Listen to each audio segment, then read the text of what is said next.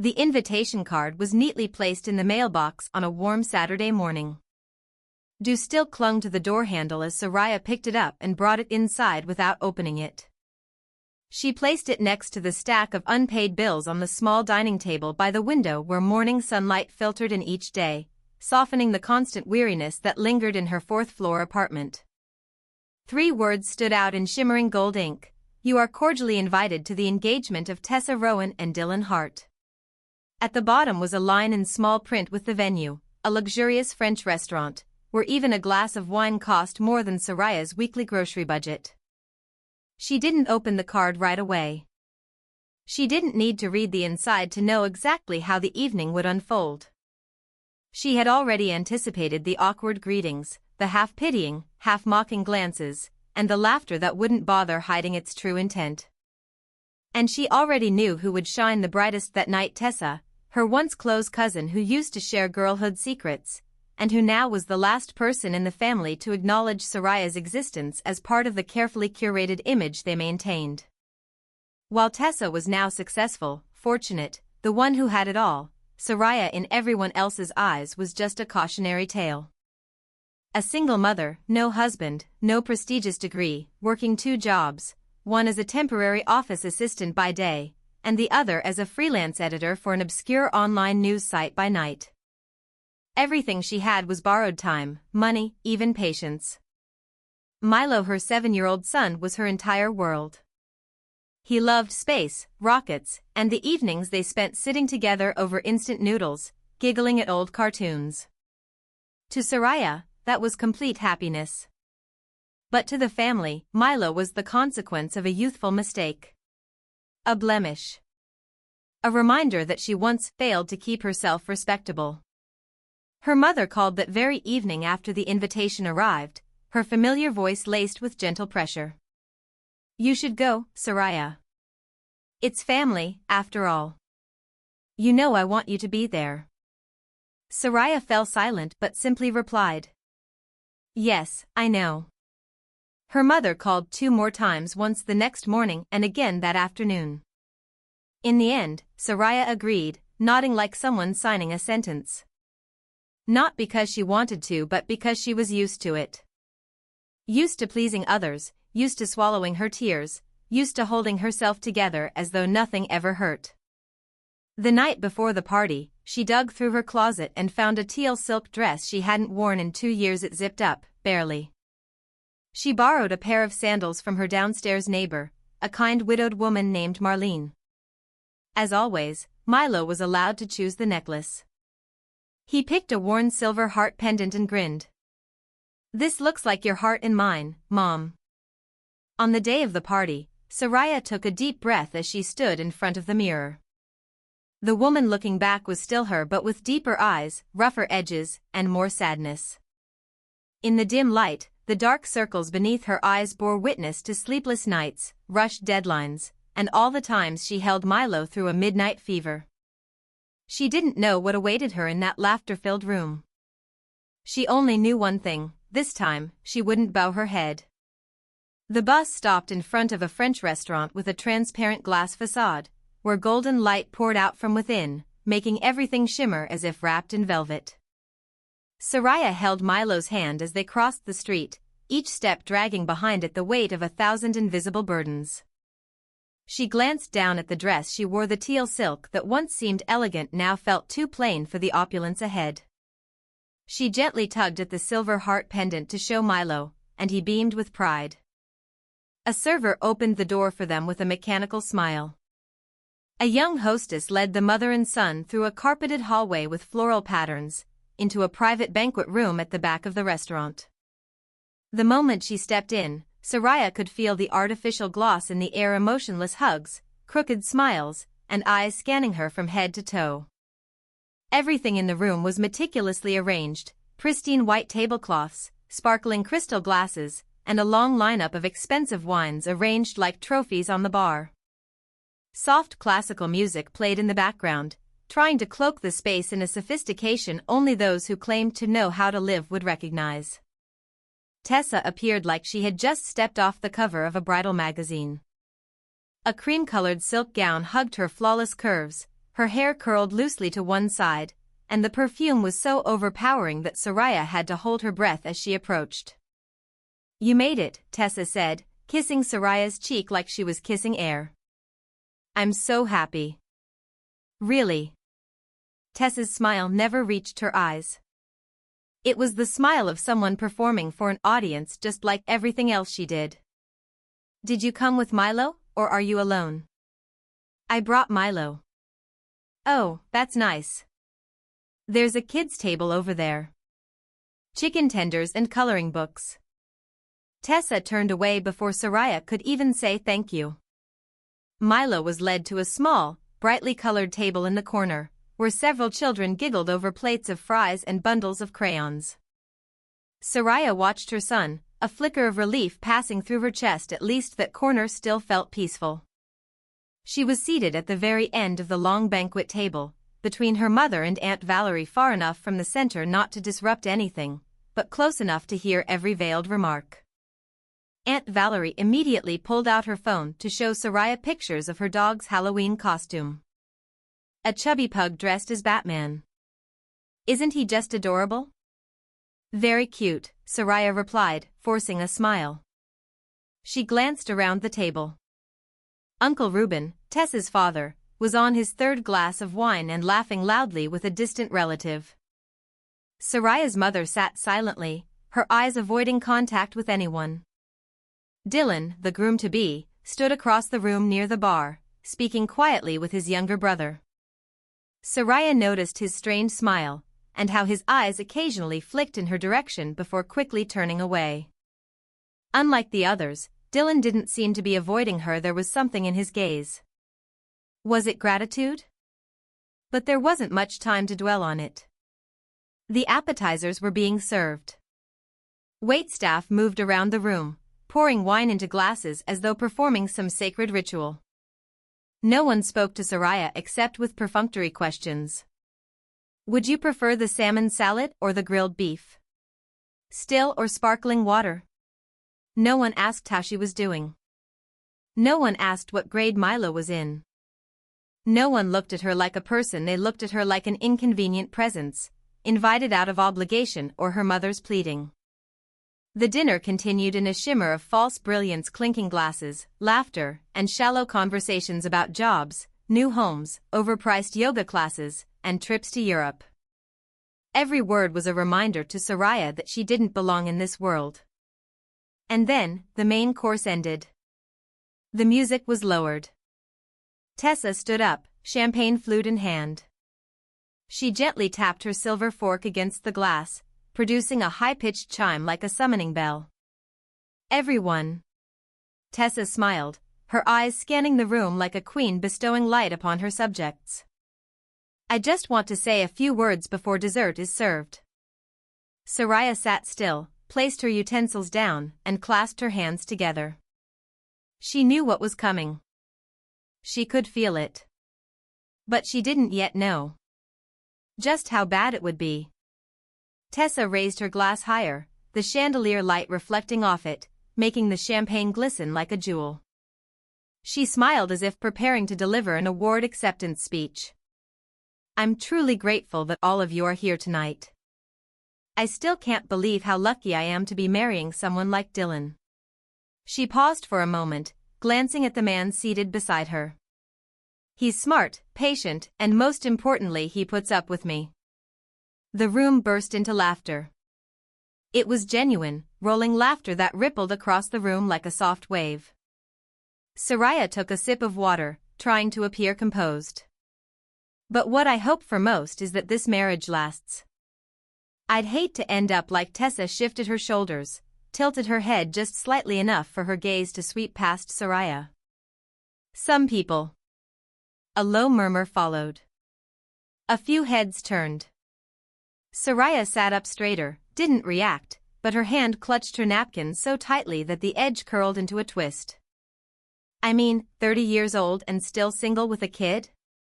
Tessa burst out laughing, and this time, the entire room erupted. It wasn't awkward laughter. It wasn't the polite kind of laugh meant to smooth things over. This was real laughter. Someone pounded the table. Someone wiped tears from their eyes. Uncle Reuben even started choking from laughing too hard, then declared through wheezing breaths.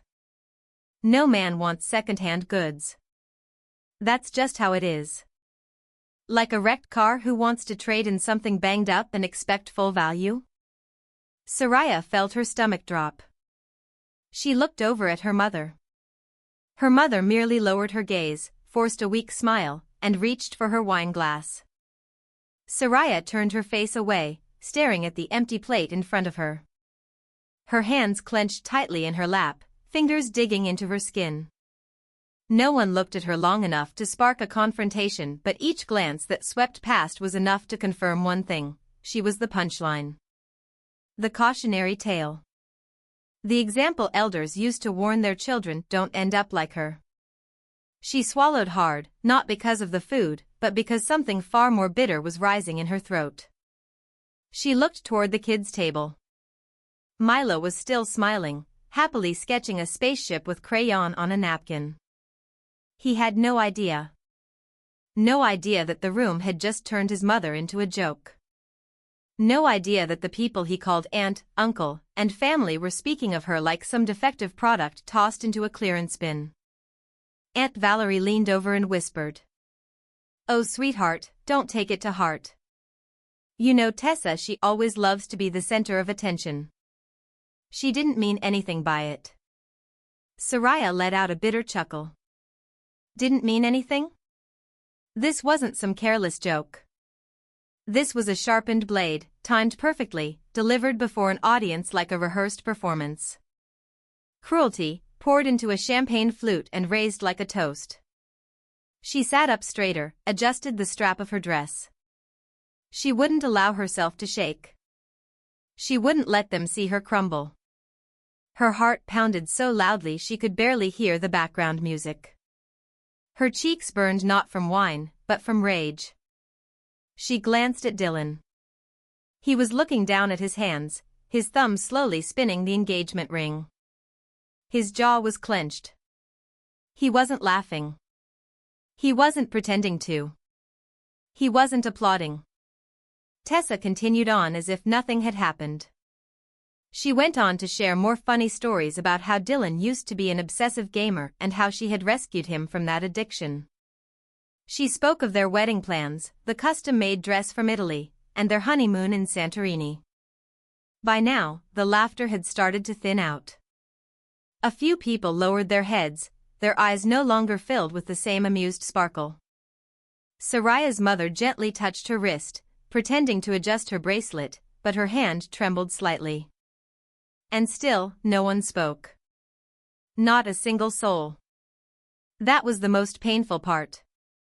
No one objected. No one stood up for her. No one said, "Tessa, that was too far." No one defended the woman who was raising a child with everything she had, with sleepless nights, with every ounce of effort saved and spent. They laughed. Because laughing was easier. Easier than speaking up. Easier than facing the truth. Easier than admitting they were wrong. Soraya had thought about standing up. She had thought about grabbing Milo's hand, walking out of that room, and leaving behind a single line sharp enough to slice through the entire event. While you were still posting bikini photos for validation, I was raising a decent human being alone. But instead, she sat still. Because if she walked out, the story would become exactly what they wanted it to be, Soraya the one who couldn't handle it. She always walks away. There she goes again, weak. No. Not tonight. Soraya sat tall, held her gaze steady, and waited to see what would come next. The atmosphere in the room after the roaring laughter turned strange, not cold exactly, but thick. Some people still wore forced smiles, clinging to the fading echoes of the last joke to keep themselves from slipping into discomfort. Others shifted topics, sipped wine, pretended nothing out of the ordinary had just happened. Soraya didn't touch her dessert. The panna cotta sat untouched on its porcelain plate, drizzled with blood-red strawberry sauce, too perfect, too quiet, like the whole room. Tessa moved from table to table like a bride-to-be on parade. She laughed loudly, hugged one guest, rested a hand on another's shoulder. Everyone acted engaged, though a few eyes had lost their ease. Yet still, no one spoke to Soraya. Her mother sat beside her, occasionally adjusting her beaded bracelet, sometimes turning towards Soraya as if to say something then stopped. Aunt Valerie was busy on her phone, avoiding Soraya's gaze like it was a confession. No one said it aloud, but something had cracked. A slow, creeping tension had begun to settle, like a cold draft slipping through a cracked window, gentle, but undeniable. Still, everyone held tight to their roles. Smiling. Nodding. Raising their glasses. Soraya suddenly remembered. The memory twisted in her chest like a dull blade, the baby shower 2 years ago, where Tessa smirked and said in front of a group of friends, "We have different collecting hobbies. I collect lipstick. Soraya collects diapers." She had laughed along then, even though her throat tightened. Laughed, because if she hadn't, all eyes would have turned to her. Laughed, to blend in with the crowd. But that night, when the lights were off and the room was silent, she had sat alone in the dark, holding a sleeping Milo, unable to say a single word. They were always like that. They wielded words like weapons, and when questioned, they'd wave it off as just a joke. They always expected her to know her place, to stay quiet, to bow her head, to understand her rank. And she had. She had endured. For her mother. For her child. To keep the peace. But what had that silence cost her? It cost her increasingly cruel jokes. It cost her the belief even among her own family that she didn't deserve better. It cost her the basic dignity of being seen as a person. Dylan still sat in silence. His wine glass remained untouched. His hands rested on his lap, index finger tapping softly as though turning something over in his mind. He wasn't laughing. He wasn't shrugging. He wasn't applauding. Soraya had noticed him glance her way at least 3 times since Tessa's speech. Not for long, not with any overt emotion. But there was something in his look that made her feel not completely alone. Milo turned and waved at her from the kids' table. "Mom, I finished my drawing." Soraya smiled gently. "I'll come see it in a little bit." The boy bent his head back down, completely carefree. Soraya looked again at the glass of water in front of her. Clear, colorless, tasteless, just like her presence here. Her mother let out a quiet sigh, as if mustering the strength to say something. "Don't take it to heart, dear. They didn't mean anything by it." Soraya turned her head slowly, her voice calm and soft. "Not meaning anything is still a choice, Mom." The elderly mother lowered her head, eyes fixed on her hands resting on her lap. In that moment, Soraya understood, cruelty doesn't always come in sharp, venomous words sometimes, it comes in silence from the very people who are supposed to protect you. Complicity doesn't need to speak. It only needs to look away. And then Dylan suddenly stood up. He wasn't smiling. He wasn't holding his glass. Everyone turned to look, curiosity flickering across their faces. Tessa paused mid-sentence, just as she was about to launch into another wedding dress story. "I think," Dylan began, his voice low and resolute, "I think everyone here needs to hear something." The entire room fell into absolute silence. No one touched their food. No one sipped their wine. No one moved. Dylan stood in the center of the room like a crack in the flawless glass Tessa had worked all evening to polish. There was no smile on his lips. No hint of humor. Just a steady gaze, clear, calm, and as cold as forged steel. "I think this is something you all should know," he repeated, his voice soft but carrying undeniable weight. Soraya looked at him, her heart tightening. She had no idea what he was about to say. She didn't want anyone to defend her out of pity. But Dylan's gaze wasn't pity.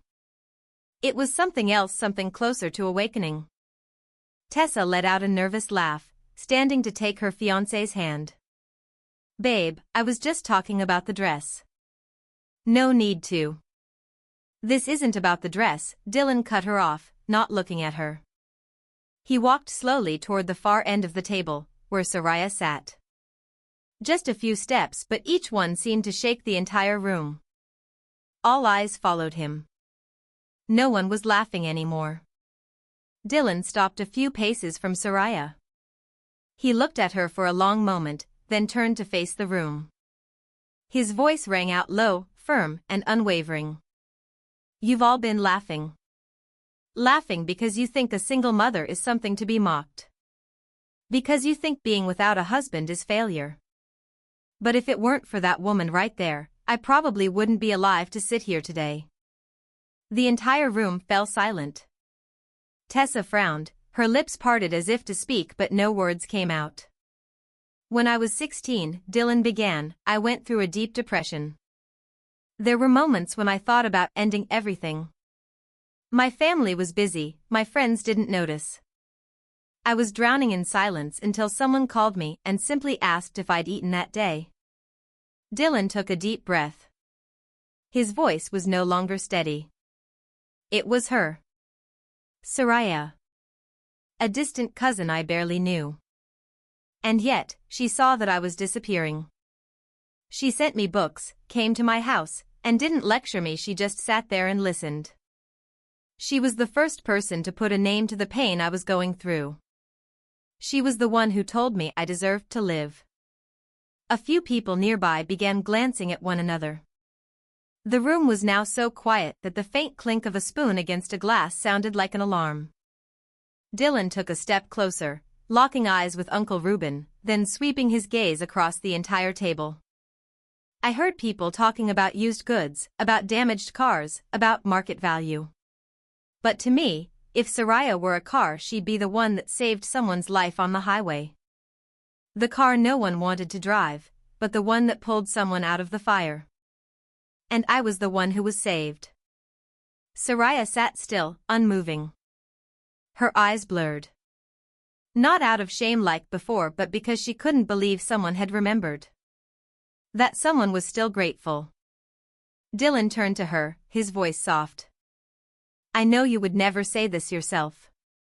But I had to. Because tonight, everyone needed to hear it. And more importantly, they needed to take a hard look at themselves." Tessa remained frozen, her face pale as if she'd just been slapped. The expensive silk dress did nothing to conceal the growing unease spreading through her body.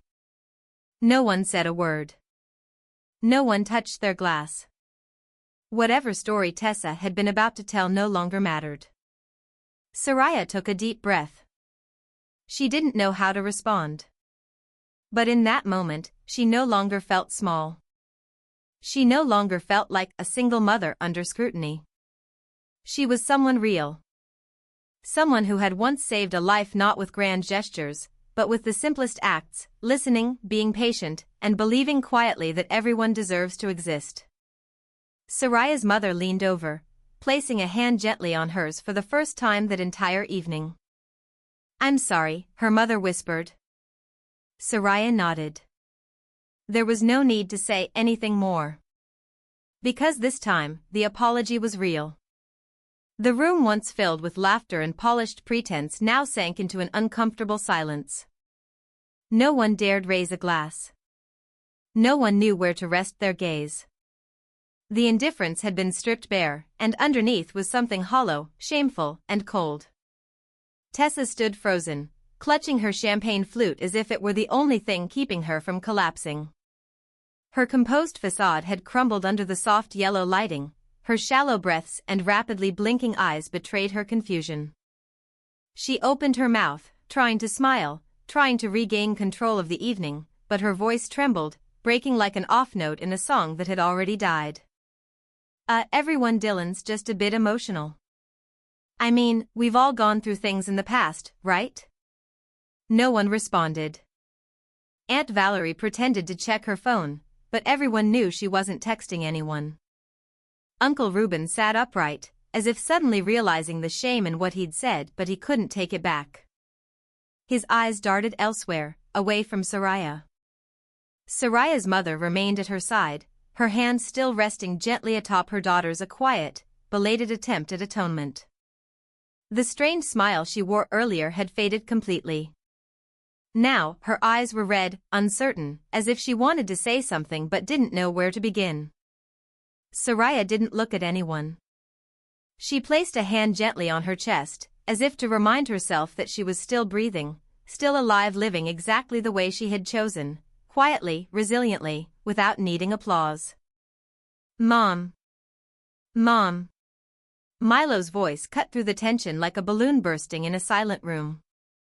He ran over, holding up a crayon drawing, a spaceship flying through the stars, and in the cockpit, two figures, one with long hair, and one small, with his arm raised like he was steering. In the corner of the drawing was a scribbled caption, "Mom and Milo, we fly ourselves." Milo beamed with pride. "See, Mom? I drew you flying the ship, and I'm the astronaut." Soraya looked at the picture, and something burst open in her chest, not from pain, but from something solid, sweet, and untouchable, unconditional love. A kind of faith that only a child could have in his mother, pure, unwavering. "You really fly it, right, Mom?" Milo asked, tilting his head. Soraya bent down, wrapped her arms around her son, and whispered. "Yes, I fly it. But because of you, I've never been afraid of losing my way." No one in the room said a word. But when Soraya lifted her head, she caught the eyes of a few relatives, no longer filled with contempt, but with hesitation. An older woman across the table, once her mother's close friend, gave her a small nod. A distant cousin approached and gently touched her shoulder, murmuring, I didn't know you helped Dylan like that." "I'm sorry," I laughed. Soraya smiled, not with bitterness, and not with anger. Because in this moment, she no longer needed anyone to defend her. She had stood tall without anyone lifting her up. And what kept her grounded was herself. Tessa was still standing there, but no one was paying attention to her anymore. The spotlight she had carefully crafted around herself had crumbled. No matter how expensive the dress or how overpowering the perfume, truth still shone brighter than any pretense. The party slipped into quiet disarray. People began leaving early, citing children, work, and fatigue as excuses. The wedding wishes for Tessa now sounded clipped, hollow, lacking any real warmth. As for Soraya, when she stood up, grabbed her bag, and took Milo's hand, she didn't feel heavy like she did when she arrived. The air no longer suffocated her. Borrowed shoes, an old dress, a cheap silver necklace, none of it defined the worth of a person. Milo squeezed her hand tighter as they walked toward the door. And just before stepping out of the banquet room, she heard Dylan's voice behind her. "I owe you one more thing. Thank you. For everything." She turned her head and gave a small nod. No words were needed. Because sometimes, gratitude spoken at the right moment is enough to break through every silence. The night breeze swept gently through the quiet street as Soraya and Milo stepped out of the restaurant. The golden glow of the street lamps spilled across the sidewalk, stretching their shadows behind them, long, but no longer lonely. She held her son's hand firmly. Each step away from the party felt like brushing off another layer of the past. These were no longer the steps of someone retreating, they were the steps of someone choosing to leave a place no longer worthy of her presence. "Mom, are we taking the bus home?" "Yeah, the bus should be here soon." Milo grinned brightly. He had no idea that tonight, his mother had been turned into the joke of the room and then into the reason the entire room fell silent. But Soraya had no intention of telling her son. He didn't need to know. All he needed to remember was that his mother was always there, steady, complete, and never letting anyone touch the love they shared. A week later, life returned to its usual rhythm. Soraya went back to her daytime job at the small law office, where she worked as a file assistant. She still sorted documents, processed paperwork, and made coffee for her boss when he was too busy to leave a meeting. At night, after Milo had gone to sleep, she would power up her laptop and continue editing freelance articles for online publications. But something inside her had shifted. She no longer felt like she had to brace herself for the world. She no longer tried to be like everyone else. Because now, she understood, she didn't need to be like anyone else. One Sunday morning, while cleaning out her bookshelf, Soraya found an old novel she had once sent to Dylan. The Perks of Being a Wallflower, the book she had read as a teenager, during that quiet, aching time when she was newly pregnant with Milo and trying to make sense of loneliness. She flipped through its yellowed pages, pausing at a line she'd underlined long ago. "We accept the love we think we deserve." Soraya smiled. Back then, she thought she didn't deserve anything good. But now it was different. She sat at the small dining table by the window, pulled out her laptop, and let the morning sunlight wash over her hands as they danced across the keyboard. She opened a blank document and began to write. "I was once called second-hand goods at a family dinner. But no one knew I had once saved a life through the simplest act of compassion, listening." She wasn't writing to complain. She was writing to record the truth. And maybe, one day, someone would read it. Someone would understand. Someone would find strength in it. Perhaps another single mother, also steering her spaceship through the coldness of space alone. Later that day, just as she closed her laptop, her phone buzzed. A message from an unfamiliar number. "I'm thinking about putting a thank you note in the wedding announcement. But you should be the first to know, we've postponed the wedding. I can't go forward with someone who doesn't understand the true value of others. Thank you again. Dylan." Soraya stared at the screen. Not because she was shocked but because, for the first time in years, justice didn't feel so far away. It was a slow-turning wheel. Quiet, but precise. She smiled and didn't reply. There was no need. Milo came running over, throwing his arms around her, proudly holding up the spaceship model he'd just finished building from a discounted Lego set. "Mom, I'm gonna show this to my class tomorrow, okay? I named it Mom's Ship." She held her son in her arms. In that moment, no cruel joke could ever dim the brilliance of this truth. She didn't need glory. She didn't need praise. She only needed to be herself, a mother, a human being, and a small flame that would never go out. That morning, the sky was remarkably clear. Soft sunlight filtered through the window, casting warm beams across the old wooden floor where Soraya stood making coffee. Steam rose from her white ceramic mug, fogging up a corner of the frosted glass. She wore a simple t-shirt and sweatpants, her hair loosely tied in a bun, looking no different than any other woman in the world, but inside her, this was no ordinary day. Milo was sitting on the floor, folding up his top-secret letter. He wrote it in colored pencil on old notebook paper, filling it with imaginative tales of astronauts and their missions to planet Milo 9. He looked up. "Mom, what are we doing today?" "Today, I'm not working. I'm just writing for fun. Do you want to go to the park?" "Yes. But don't forget to bring your idea notebook, okay? Maybe you'll come up with another story like last time." Soraya laughed. The idea notebook was the small journal she had carried with her ever since that dinner party. Ever since she began writing down the first lines of her own story, she hadn't been able to stop. Not to escape reality but to face it head-on. To recognize that everything she'd endured deserved to be recorded. And maybe, one day, her words would be the light guiding someone else through their own darkness. She grabbed a light jacket, tucked the notebook under her arm, and left the apartment with Milo. They walked hand in hand down the street, past the bakery with the warm, buttery smell, past the corner where old Bruno the dog always lay sunbathing, and past the second-hand bookstore where Milo liked to pause and peer through the glass. The spring park was radiant. Children raced about, and birds chirped from dew-covered branches. Soraya and Milo sat on a stone bench near the lake, where the water mirrored the flawless, cloudless sky above. Soraya opened her notebook and wrote a single line.